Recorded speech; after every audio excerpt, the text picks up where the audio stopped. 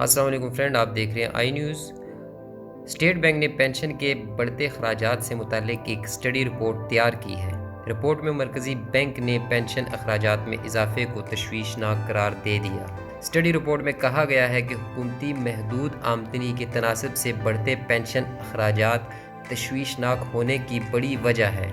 مرکزی بینک نے رائے دی ہے کہ پینشن فریم ورک کو بہتر کر کے مستقبل میں پینشن کے اخراجات کو کنٹرول کرنا ہوگا۔ رپورٹ میں یہ بھی کہا گیا ہے کہ پینشن میں اضافے کو ختم کرنا ہوگا اور ساتھ ہی پینشن کے اہل افراد کی فہرست کو بھی کم کرنا ہوگا۔ اسٹیٹ بینک نے تجویز دی ہے کہ پینشن فریم ورک میں تبدیلی کے لیے خصوصی سیکشن میں پالیسی سفارشات میں تبدیلی کرنا ہوگی۔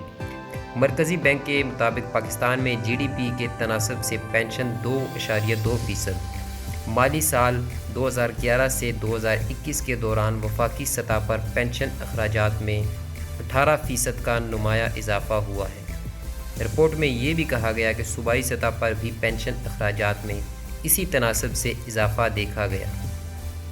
مرکزی بینک کے اسٹڈی رپورٹ کے مطابق پینشن اخراجات میں 10 برسوں کے دوران تقریباً دگنا اضافہ ریکارڈ کیا گیا۔ اسٹڈی رپورٹ کے مطابق عالمی بینک اور آئی ایم ایف نے بھی بڑھتے پینشن اخراجات کو پاکستان کے قرضوں پر بوجھ قرار دے دیا ہے۔ مرکزی بینک کے مطابق پینشن اخراجات میں مزید اضافے کی توقع کی جا رہی ہے۔ ویڈیو دیکھنے کا شکریہ، تھینکس۔